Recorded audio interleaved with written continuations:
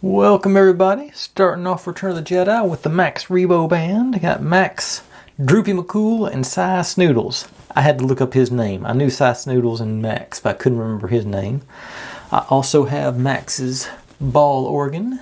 The keys actually, there's a little flex in those. You can push on them, but that's about the only detail in it. He just plops right in and can play his organ there. Droopy McCool, him and Max have similar, their legs go out so they can sit splayed out like that. Very little posability on Cy. Got her arms, move a little bit. I think seemed like she came with a microphone and he had like a clarinet or something.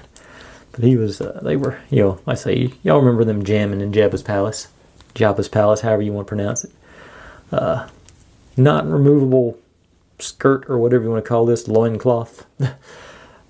All kinds of dots and specks and feather, and got, looks like tusks on her mouth there. He's got no, I don't see his eyes. Just got the mouth and the nose. Of course, the elephant looking guy is probably the most humanoid looking one. It's got, you can see where his things are. Like I said, his legs just pop out sideways too, so they can sit around. But I say this is still falling under that, like it's been all week. Anything with a Star Wars brand on it, I bought back then, and this includes them. I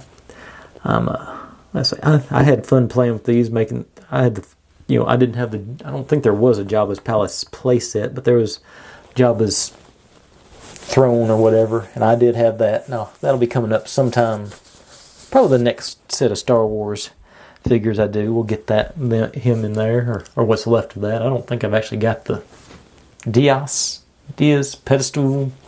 I don't know. I don't know even what to call it. But anyway, that's those three guys. Thanks for watching, everybody. If you're digging what I'm doing, make sure and subscribe. Plenty more to go where this came from, and I'll see you next time.